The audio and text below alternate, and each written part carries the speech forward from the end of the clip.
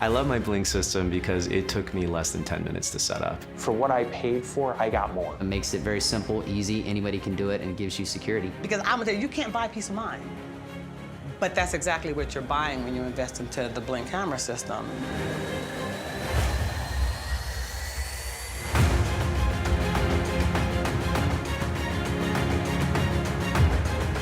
Right now, I'm talking to you through a Blink security camera. And so am I. Amazingly clear, right? Not that distortion or blurriness that you might see with other security cameras. You don't want that. Blink's advanced camera technology was designed by MIT engineering graduates and is the key to wire-free, worry-free performance powered by just 2 standard household AA lithium batteries that last up to 2 years.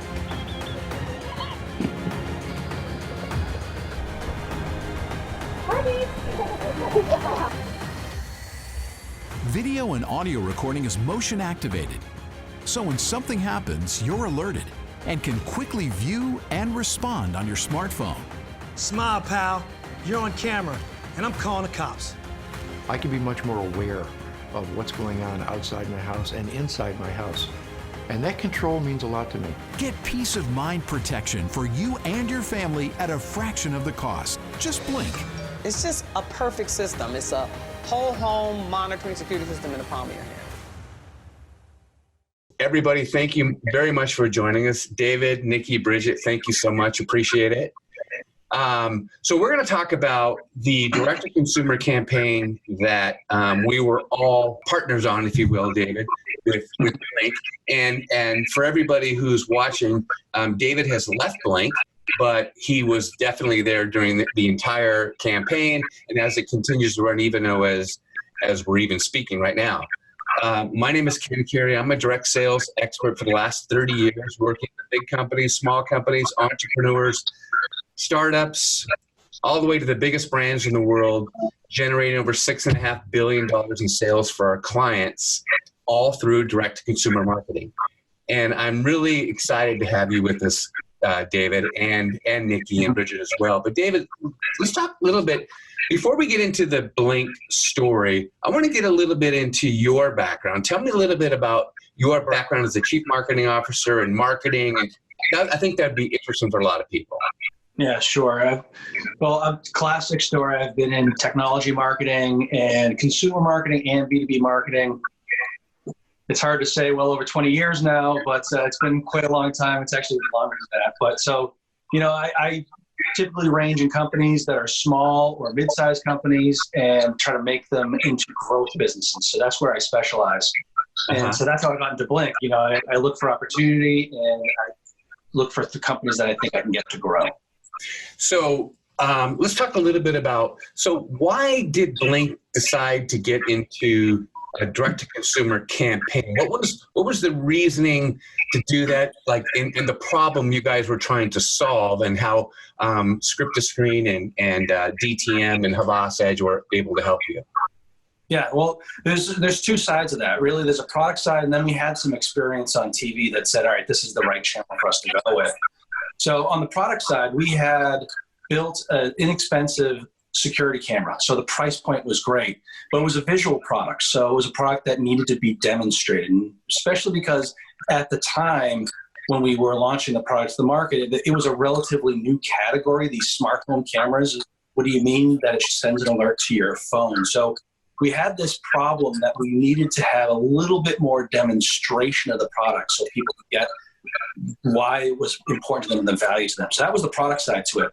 Yeah. But along the way, as we launched in our first year, we actually appeared on a shopping channel. And so we sort of, the eyes opened. So we knew we had this problem that we had to have a visual demonstration of the product. And then we actually saw it done on a third-party channel, and which is fantastic. And it still happens today, but that's only several times a year. So we wanted to expand it to the entire year. So the 2 of those things together said, hey, this is something that's worth looking into and investing in. For someone who doesn't really understand direct-to-consumer, for other companies that may be seeing this, how is direct-to-consumer different than equity and traditional? And what are the benefits that you feel, and not only just feel, but you actually experienced for people who are thinking about this? Yeah, so if you think about the brand, they all have their value. So it's not a choice of one or the other. It may just be a choice of time. But on the direct consumer side, it's selling the product. So it's the sales experience. When we said why we got into it, we were trying to replicate. The other thing I didn't mention was that we knew that when we were in front of someone talking about the product, we knew it sold. You could see the light bulbs go off. Right. D2C recreates that for you. So even if you think that you have a product that needs personal touch and sell, D2C is going to give that to you because you have the time and the touch that you can be able to do it. So brand advertising or the equity advertising channels tend to have a great for recognition and whatnot, but this one connects the dots so people are actually being able to buy the product. That's the biggest difference. And it says, here's how you get it now. And that's so valuable for this type of advertising and different from the way that you're using, say, brand advertising just so people can understand and recognize it. Right. And for a lot of companies, brand is very important. But at the end of the day, and then this is something Nikki has always said to me, is that, when you're in direct to consumer, it's business results. You're going after business results and ROI right now, not something down the line, right? Yeah, this is, there's definitely momentum. You're definitely going to get brand awareness. You'll get all those. That comes with it. But over time, it's really about every week we review sales numbers. And then every week we figure out, all right, what are we going to do different this period versus the last period because of the numbers we had. So it's different. Brand advertising, we'll do brand lift studies. We'll have surveying. We'll do post-recall studies. And we'll do that here as well. But it's really about seeing their cash register ring, ka-ching. That's what drives this business. And it becomes a self-fulfilling prophecy, right? You invest in it, and then you're getting dollars back, and you can reinvest it again versus waiting for some POS data 9 months down the road. Yeah, it's kind of going back. What's the difference? It kind of brings it over to being a lot more like a digital. Like I said, especially for companies that are coming out of a heavy digital playbook, right? They're looking for the tracking, and so. Typically when you move to brand advertising, you're having to talk about, we did a survey, and this is the survey says that the people know us. And I'm going to tell you, a lot of execs, it goes in one ear and out the other ear. But when you come to them and say, all right, last week, this is how many units sold, this is the dollar amount sold, this was the margin we did for that particular business, and this is what we expect to do in the next period because of it, that's a different conversation they're going to have. Oh, yeah. We did the survey of 1,000 random people around the country. You have to do both, but it's an easier, much easier conversation when you have real sales numbers. Right. Because you can actually, when you have a successful campaign like Blink has had, is that now you're like forecasting. You have a real good idea of what your sales are going to be versus otherwise you hope they're going to be that way, right? Yes, it's what. That's what I know the first founders of a startup I always talked about with marketing. I always said, Dave, is coin operated. And this is definitely a coin operated business. Once you get some activity in history, you're going to put $1 in and what dollars are going to come out. It becomes a very well known, very, very predictable measure of it. So how would you feel comfortable about saying, we know this is a successful campaign, and how would you describe it in terms of its success that you're comfortable? Because I know a lot of this is proprietary information and it should be kept that way. But from your perspective, being in the company and seeing it happen, how would you describe it? Well, it's the first mark of confidence is that it continues to get funded, especially in a business where everything is about selling online. So you start with new brand channels almost less than zero. So the fact that it continues, we did the pilot, positive results. Let's move in. We did a scale-up test, positive results. We tested this probably more than most people would have. If I wanted to put the pedal to the metal right away. Right. At each milestone, we said, this is how we're going to grow the business. It just kept on getting funded. So that's the good thing. But it's really more, it's like an evangelism role. Like I said, most people were thinking, it's going to be like brand advertising. We're going to put money in, but we're never really going to be sure what we're getting out of it. Right. And in this case, we now know what's going on with it. So you can see people buying into it. And so, and especially in a large company, there was, we had other groups that were started to, knock on the door. Hey, I hear you're doing some great work. Right. what can you do for our brand? That sort of thing. And what did you hear from your offline channels in terms of your retailers? Did you get any feedback there as well, as it was helping them as well? Yeah. Well, it's always, it's always like the anecdotal sale. Like, it's always great when you're walking to someone or you're talking to someone and they're like, hey, I saw that. Right. And so that's like a relationship builder. I mean, it's easy enough. It's got such broad Those reach. are my 4 favorite words. Hey, I saw. Hey, I saw that. That's happened so many times in terms, even for recruiting. There's another benefit to this, by the way, is because eventually you're going to be hiring people, and if they see you on this medium, they'll be impressed. But we had that. So that's what happened in the offline. So the salespeople that we would send out to the retailer were excited about it because they knew that their buyers, the category managers, wouldn't be able to see this. So it sounds small, but from a sales perspective, it's a huge deal. The other thing is we did the lift analysis. There's lift analysis on the offline channels on the retailers as well, and those also show the similar lift to the online space. So, now we're starting to see a portion of the business is being driven by it. It's going to continue. Awesome. I want to jump in with Nikki and with Bridget for a second. So Nikki, I want to ask you. Tell me a little bit about what was the strategy for Havas, and because a direct-to-consumer campaign or performance marketing is so different. Tell me the strategy from a media perspective, and then Bridget, I want to ask you after that about the strategy from a digital perspective. So the foundation of the performance planning process that we put together for Blink was really built on a very disciplined, data-driven approach. So to your point already, it's, everything has to be founded on that data to be able, it's almost science behind it. So we use a combination of research tools to really identify where your profile consumer lives, as well as some of the competitive research out there, so we could see where some of the competitors are advertising. We then looked at our own internal database of results, and we have about $1.2 billion in media data coming in on a yearly basis from clients' campaigns. So by doing that, we were able to cross-reference media as a variable and really give a very sort of proven performance plan that was really focused on all of the business outcomes and results that Blink did. And that continues to optimize. One of the things, and we have that graph that you sent us, and it's that perpetual motion of continuing to refine and optimize, and where Blink continues to see those type of results, right? It is. So that's definitely a continual process. We're through the campaign, which means to the stage. So initially, it was a simple let's have the A/B offer test and find a winner. So we can go out there with the best offer configuration to maximize that profitability. And once that came in, then we're shifting some of those media dollars to look at the scalability of the campaign and start to really focus there.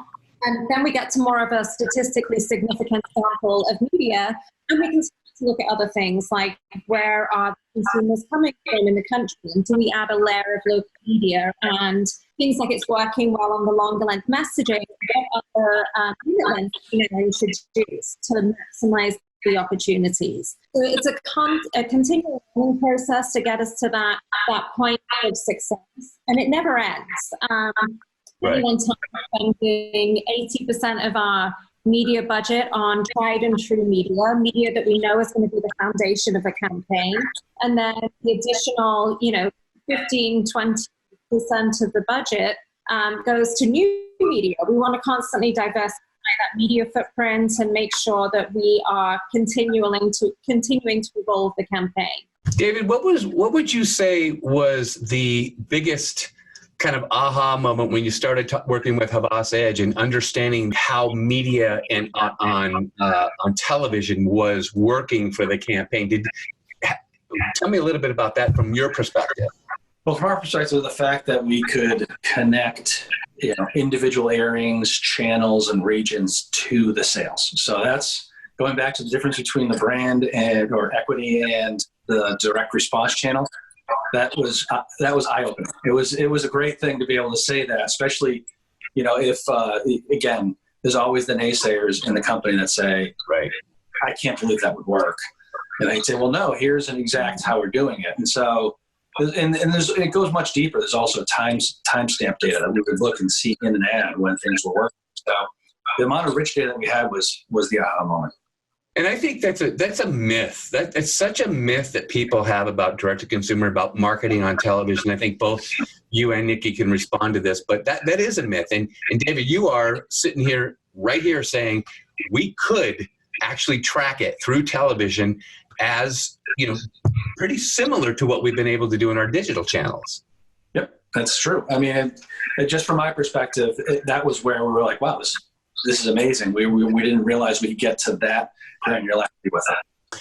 So in any good direct-to-consumer campaign, you have obviously the message, and I'll talk a little bit about that, and you have a media strategy. But now in this multi-channel world, Bridget, you have to have the digital and how that all works. Can you explain a little bit how DTM, the strategy with that you took for Blink, and kind of just explain how all that worked? Because as I said, it's multi-channel, and digital and social is just as important, if not more important than it's ever been. Right, and that holds true for Blink here. I mean, a lot of traditional agencies, traditional brands will focus on just driving the search media, driving the social media back to a landing page. That's where it all starts, driving that media back to a landing page. And most of them will drive that media to a landing page that has 20, 30 SKUs on it, right? It really runs the width of all of the items that are in that brand. The catalog.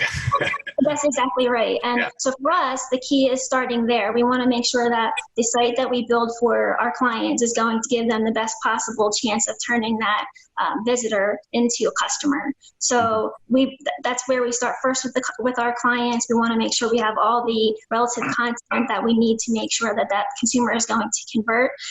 Once we have them converted, we want to make sure that we get the best possible average order value out of that customer, so that one, the client is getting that sale, but two, the customer is getting all the additional add-ons that they need to make that a good product in their household. So we really found that to hold true when we set up the Blink site. We put on a exit and inflow survey, and that information was impactful because it told us that more and more consumers wanted additional cameras on top of the main offering. So that helped us not only increase the conversions on the front page, but by giving the consumer what they were looking for, but increase the average order value on the back end.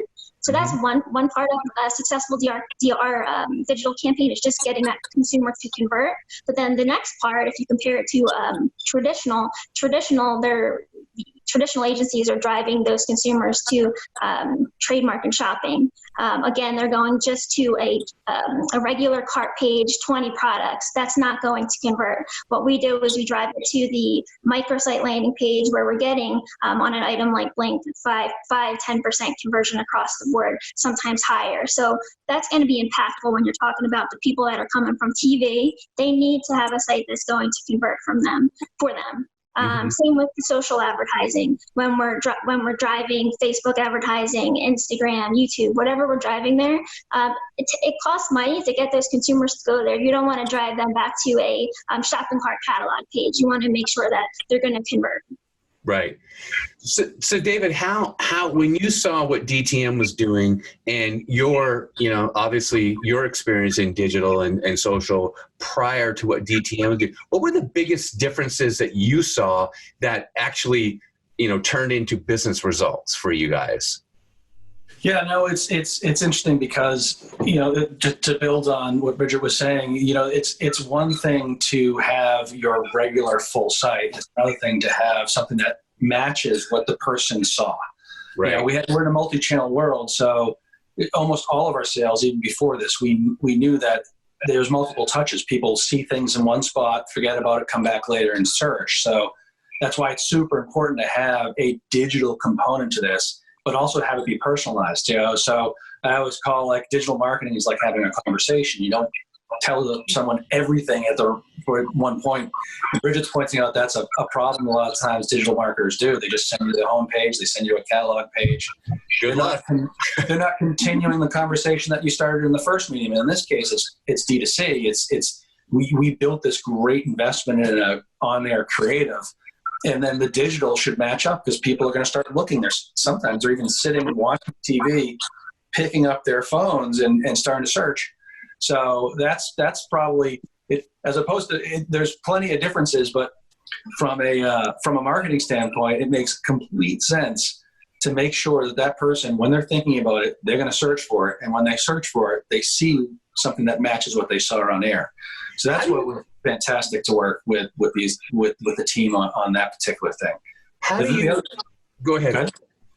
No. I was just going to say, I was just going to complete the thought that it was all about how it's matching what you see on air to there. They did an amazing job on the creative.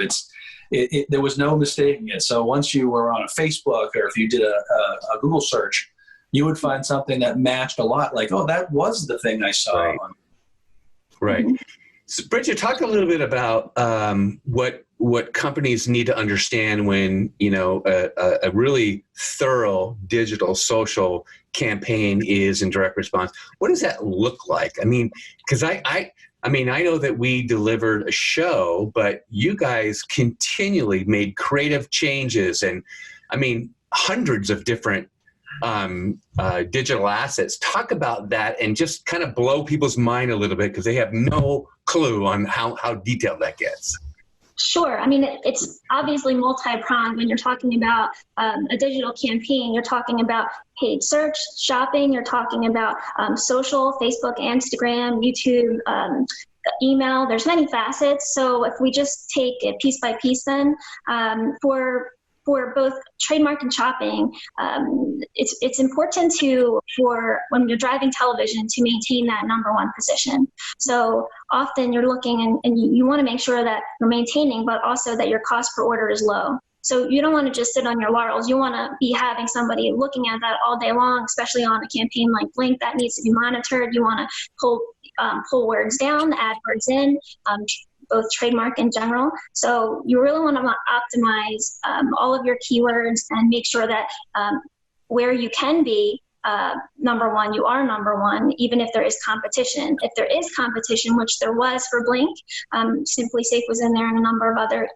competing offers, you want to try and cannibalize that space as much as possible. So where you can be number 2 and number 3, you should put those placements up. And what we did for Blink was use the upgraded offer as the secondary position and then the camera offer as the third position. So we were able to cannibalize that space for them, which most brands don't realize that they can do. So that's one way of making sure that you are getting all of the impressions that you were meant to get, and that you're not out there driving impressions to your competitors that are taking those up for free. So that's one part of what made Blink successful, just combating any kind of competition in the trademark and shopping area. Mm-hmm. The second part is just really honing in on your audience for social. So when we started out at the beginning of the campaign for Blink, you want to delve into your Google Analytics, start with your interest groups that are working within Google. So start there and then plug those into Facebook, which is what we did for Blink. Once you have some broad audiences that are working, then we're going to start piling into other niche audiences, which we found to be quite successful for Blink, such as the pet categories, dog owners, pet owners, things along those lines, new homeowners. On top of that, you want to keep on expanding. So if it's something that you need to monitor on a daily basis, just like search. If something's not working, then you don't want to give it more than 2 weeks before you start pulling that out. You want to keep on rotating new audiences into that working bucket. So that's crucial for a campaign like Blink. On top of that, I think what also made this campaign successful was just keeping the content fresh. So so obviously we're utilizing as much of the existing and general creative as possible, and those ads definitely work, but you don't want the consumer to get tired of seeing the same ads over and over again. That really does end up impacting your overall CPM rate with Facebook. So if the consumer says that they're no longer interested in that advertisement because they've seen it 100 times, then your CPM goes up, and that's going to impact the overall campaign. So you really want to make sure that you're monitoring that and you're folding in into the mix new creative. And that can be anything really. With Blink, we did a really great Valentine's Day creative batch that took off really well, that we then rolled into the spring creative campaigns, travel campaigns, the holiday campaign. So wherever you can squeeze in a niche content area such as that, like holiday, seasonal, anything like that, you want to plug that in and layer that on top of your general audiences, which really came in handy and worked well in extending the overall campaign for Blink. David, when you're talking about a direct-to-consumer campaign and you're talking about it to the executives, and I'm sure these questions come up because I know we hear them. They say, "Well, we already have a media agency who can buy media," or "We already do digital. We can do that." Talk about those conversations and talk about how that is, you really have to bifurcate the two because they're just totally different things than what the company does on a normal basis to doing direct to consumer. Yeah, this is a pretty specialized way of working, and you need to do it. You know, it's in the case of broadcast with us, we actually did shop it out to some of the existing agencies, and they just didn't know it wasn't in their wheelhouse, so to speak. And so that's a sort of comforting thing to say. All right, we have someone that's an expert in the space. And with DTM, the whole idea of the volume of the creative. I mean, so as you said that, I was talking about like, oh yeah, I totally remember the fact that they were able to come up with campaigns quickly and optimize quickly, and then also figure about which things were working better versus the other. And the issue, and the interesting thing is because they're so connected into the sale. And so all of the media channels that we have are very connected into the sale, more so than you have with other agencies. And in that respect, they're brought in, they have a chip at the table. They're part of the business. So that's why they're able to optimize the way they do. It's why they're incentivized to continue to optimize, as opposed to, we've all had the issue with, especially on media buying, where eventually it feels stale and we're just repeating the same playbook over and over again. Right. This would never happen in this type of space because, like I said, every week we're looking at numbers saying, all right, what did we do last week? And it becomes a sales function. So, it's just a very good thing. It's different than other agencies. Yeah. So when you look at direct to consumer, and if other executives, C-level executives, are looking at for their company, their business, you got to put some stuff aside and listen to the experts, right? When it comes to creating a good selling message, when it comes to buying the effective media, and when it comes to doing a really thorough digital and social integration, right? Yeah, it's not just this. I mean, in real life is you pay for talent, right? And you pay for experience.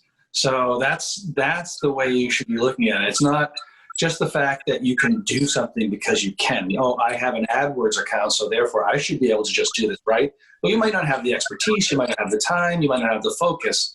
And so that's where you're looking for a team that has that. And so this particular type of sale, which is, again, very connected to the sale, right, is something where you need to have people that have been there, done that. And that's really what you're buying, is that been there. One of the things that I remember from the very get-go when we started this campaign, David, and we started getting into, and I remember you even asking the question, so how does this all come together? Where do you think of this show? And I said to you, we have a proven process.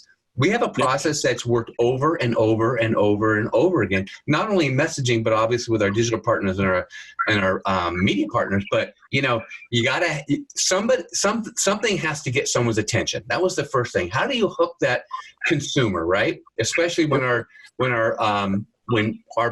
time is so fragmented today, right?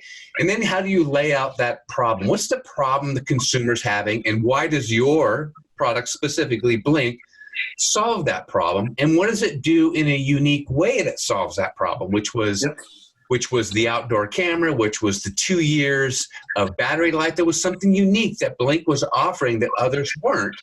So there was a problem out there, and then we created a message that solved that. We told the unique selling proposition for Blink, and then we demonstrated it. Remember, that was one of the things that you said was so great. You can just get there. At the end of the day, somebody needs to know, how does this work? What do I do, right? And you have that time, right? Yep. And then we were able to tell the story about Don and his background and MIT engineers. And this didn't just come out of, thin air. There were some really smart minds behind this. And then, as you said, the validation through testimonials. I mean, such a huge part of creating that message of validating of people saying, I use this there, or in particular, Laura's story. This is this testimonial in the infomercial where we were actually able to tell her story about how she was burglarized twice, and people could feel and say, I don't want that happening to me, right? Those were a couple of big things that made a big difference, didn't it?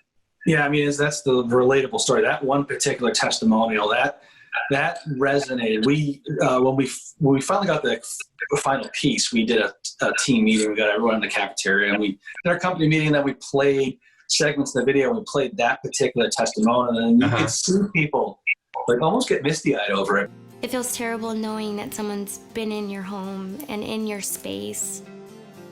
I was burglarized on Labor Day, and I got the Blink system 2 weeks later.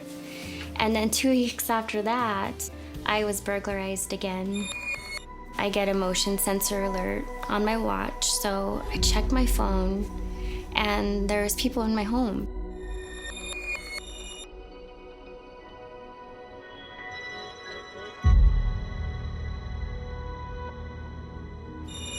So I called the police department.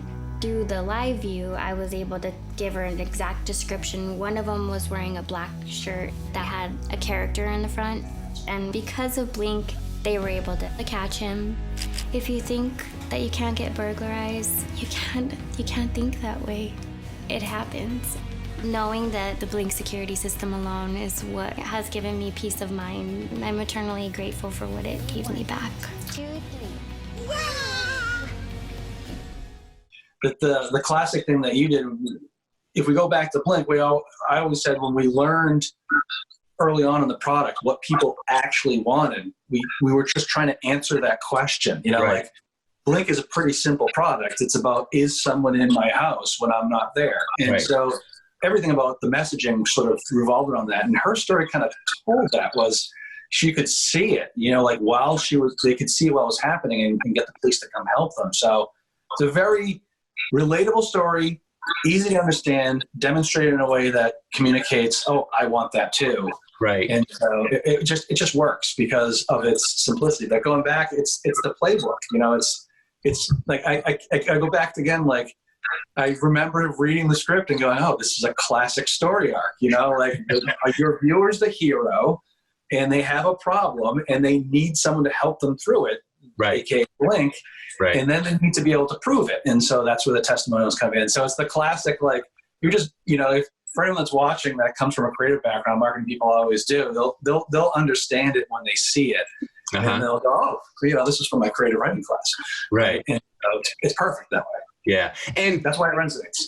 And one of the things about a testimonial outside of that, David, is that it brings in empathy. I mean, to see a testimonial of just something written, like this saved my life, that's not as impactful of actually having content and context and to see how it affected someone's life. And that's why people got misty-eyed, because they can feel like, I don't want to be in that situation. To tell that story, how Blink helped solve that.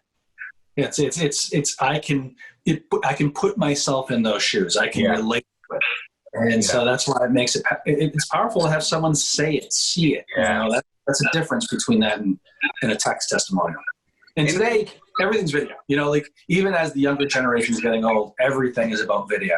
Right. So it just fits. Right.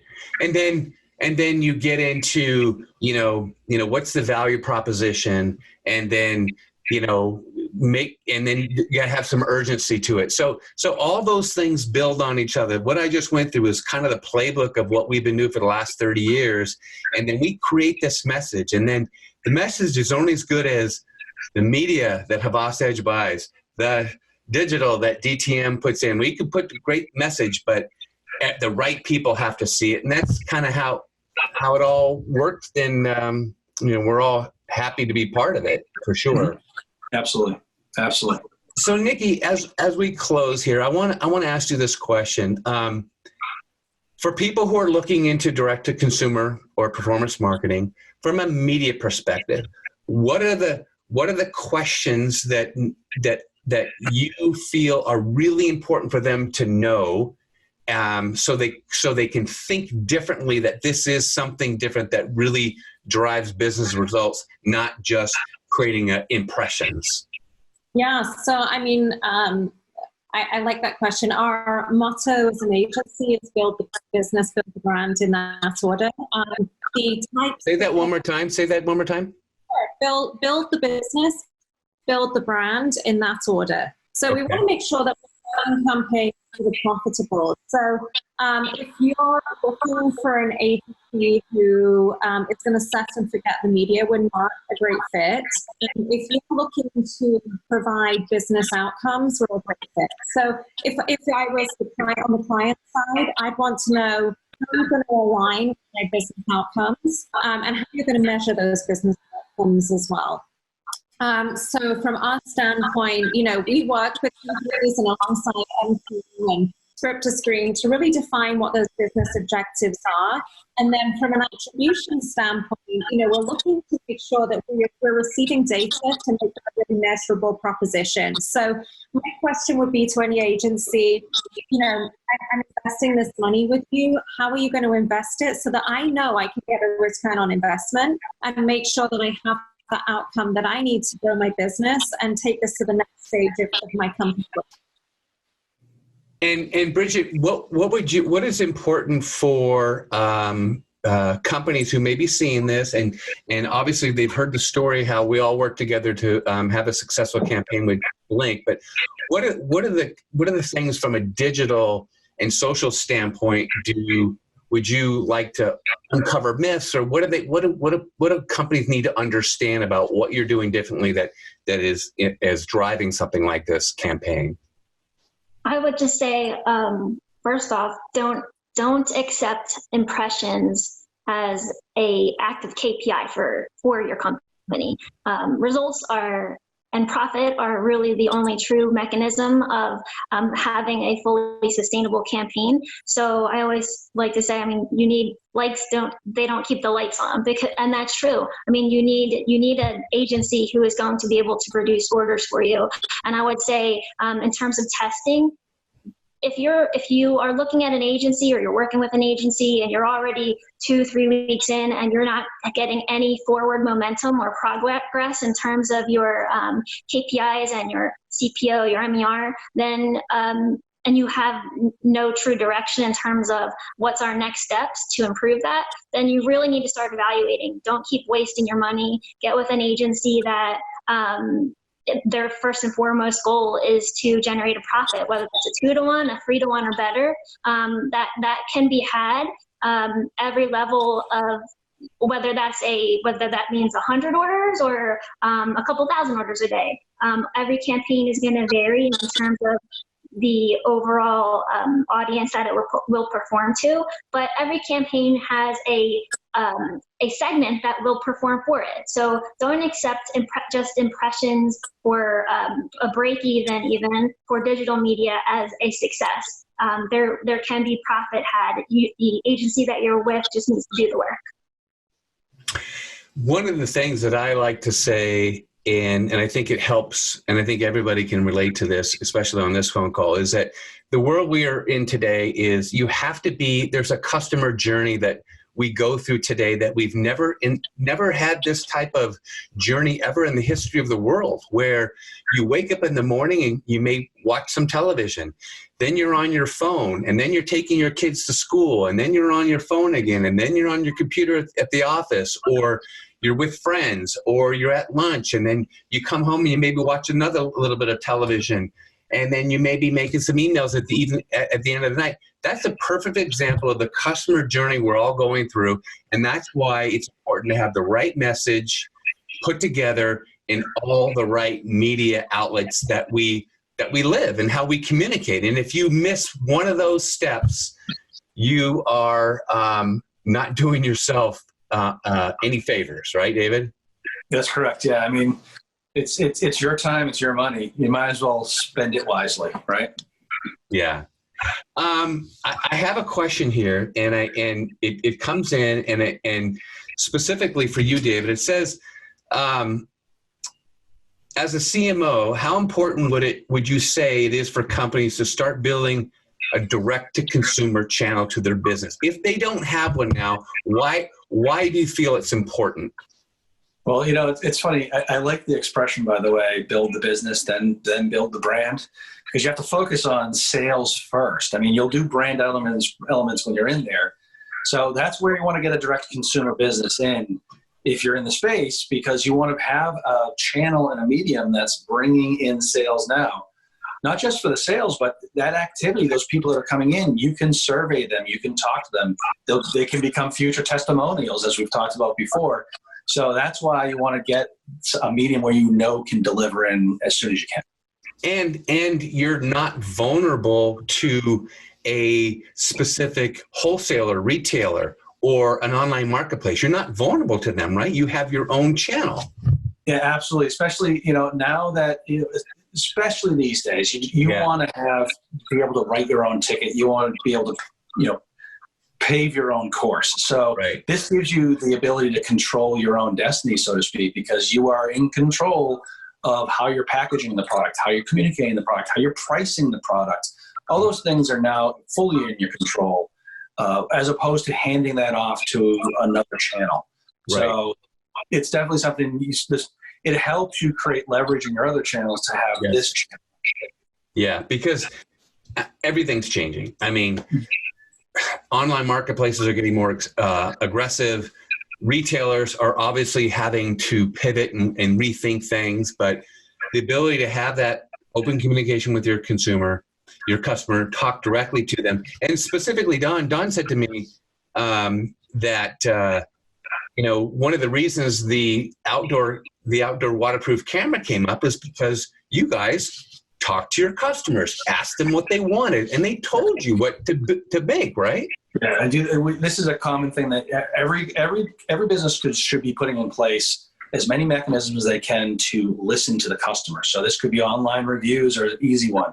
So you said moving to online, all of the marketplaces have reviews. They're going to give you feedback through your social posts. If you have an engaged social post, the comments on there are valuable. As people are coming in to buy the product, you should be asking them things about why they bought the product, how they use the products. And those things all come back to being able to have a conversation where And so that's, in that particular example, you only had to open up one of our Facebook posts 2 minutes after we posted it, and you'd see people saying, because we started off with an indoor camera, they'd say, I want an outdoor camera. And that same process happened release after release. It wasn't rocket science, Right, but it was validation. Constant validation, and we had lots of customers saying the same thing.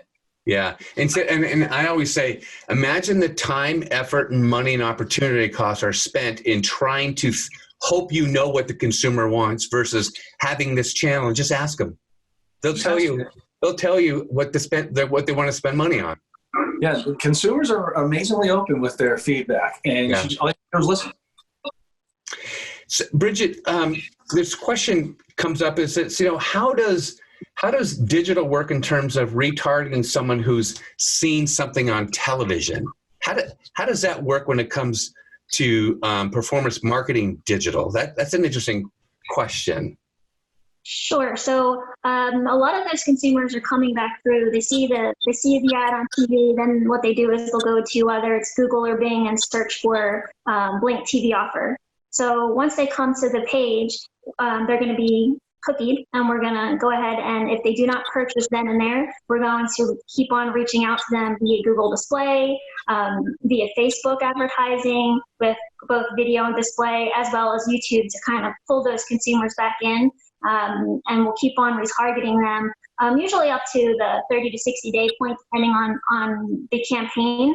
You can also layer in and do a matchback on the IP address and layer in additional email marketing, which is a little more expensive. But the best way to go about that is just to set up a robust remarketing campaign within Google as well as Facebook, and then really hone in on those different audiences that Facebook allows you to set up. And that can be anything based on where you are in the campaign. You would set up, excuse me, Facebook, people who visit it within 7 days, within 30 days, within 365 days. So there's a lot of different tools within Facebook that will allow you to really hone in on different aspects of where the consumer was within the purchase as well, whether they got to the first upsell page, how long they were on the site. And these are all things that you'll monitor on a day-to-day basis to see which of those audiences are working. And then you'll pull the levers based on performance or underperformance. But remarketing is definitely a critical part of the campaign. You want to make sure you really hone that in. Right, and you're being able to do that and track it towards somebody from television. Absolutely.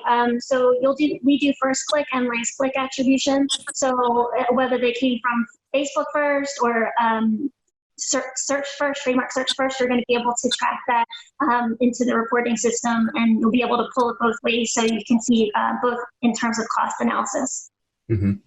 And Nikki, a question that has come up that I think is really, and we both hear this all the time, is where does a show like this air, and why does it air in certain places? Because people just don't understand it.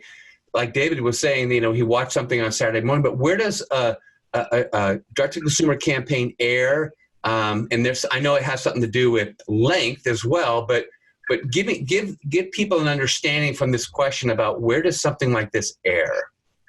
So in the case of Blink, and if we're looking at the longer length messaging, so the long form, that aired on a variety of national stations, everything from history, comedy, Fox, A&E, National Geographic, CNBC. So big long-running stations. With this campaign as well, we saw a lot of success on the local side. So we also did a lot of, we purchased a lot of airtime in the local market. On the full break, that's the 3 and the 5 minutes, we focused on the national side of things, and the types of channels included Discovery and Motor Trend and Paramount. So it's not a hidden channel or a hidden network. These are very well-known networks that we're purchasing on in a variety of day parts. And it's like what you're getting a really good understanding of this consumer, like Bridget is getting a real good understanding of the consumer and where to purchase that media, as well as how DTM is purchasing their media in digital. You're doing it with television time, right?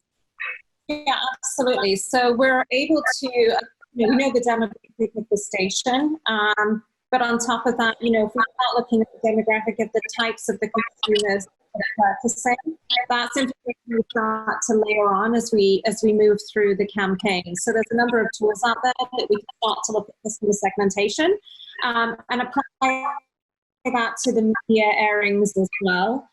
Just from a very simple perspective, if we were to just look at the stations and not even go through a Personics analysis or anything like that, we know when media starts performing in certain buckets or segments of stations, it gives us a view to what stations we could be on as well. So there's definitely a roadmap that gets formed to say, hey, it's working well on news station. There are many of the news stations to work on, or if we're talking a segment of history and documentary, there are additional opportunities there as well. But like I say, the more we move through time, the more that we can then start to segment that further and purchase their media. Certainly in the case of one of the reasons we went to the 3 and the 5 minute was that there's additional opportunities on media that we couldn't get through the long form side. So it opened up a whole other realm of stations that we could be in. The bottom line is there's pockets, whether it's short form, mid form, long form, there's pockets of consumers out there that you can get to, but you have to have the expertise to do it. Absolutely. We basically, we want to test into these media at the lowest cost possible. What I mean by that is we want to get a reading without spending all of our budget on maybe 1 or 2 stations. So if we can provide a reading from a good set of stations to start, and that provides our line of sight to see how we can scale. But having those data points in our system enables us to do that. Where you're not learning we're not learning your dime. We're able to see when we've had past success and what the best roadmap would be for each client as we test. Last question I want to ask is, someone said, are people still watching TV? I love that question. There's a few, and especially right now. So TV viewership is definitely not dead. It's definitely changing though. So linear TV viewership, it has declined a small degree year, but it still represents about 80.5 million households. And then if you look at the cord cutters and the cord never households, that's an additional 48.9 million. So what we're seeing is that consumers they've changed in how they select their content. So it's now available on demand as well as on linear as well. And for many people like myself, I like to layer my media. I have a linear subscription, but I also have Hulu and Roku and Netflix and those things. So we just want to make sure we're in the right places for that demographic. Right. I mean, one of the things right now in light of the COVID-19 pandemic is we've seen TV viewership increase by about 31%. So that's really quite significant. And the younger demos have increased viewership by about 46%. They're watching about 46% more television. So definitely not dead, but definitely changed. Right. And that goes back to the importance of having a multi-channel, get the message right, have a fantastic product. First and foremost, have a fantastic product, get the message right, and make sure you are in front of that consumer wherever they are in their day. And then make sure there's smart people putting it all together so David can read the reports and go, okay, this is good. We like more insies than outsies, right, David? Yes, exactly right. More in. Yeah, exactly right. Hey, I want to thank everybody very much. This is really, really informative and for a lot of people. And David, thank you for your time. We really appreciate it. And I must say, from Script to Screen M2's point of view, that working with you and your team was absolutely phenomenal. And we really enjoyed it. And Nikki, everybody, Havas Edge is just amazing. And Bridget, everyone at DTM, how we all work together, and how we work together was how this became successful for Blink and everybody. So thank you all. I really appreciate it. And I hope everybody gets a lot of value out of this. If you have any questions, please hit us up, email us, or DM at Ken P. Carey on Instagram, or go to scriptoscreen.com if you have any questions. And we really appreciate it. And we look forward to bringing another webinar with a lot more value to everybody. Thank you. Thank you. Thanks for having me.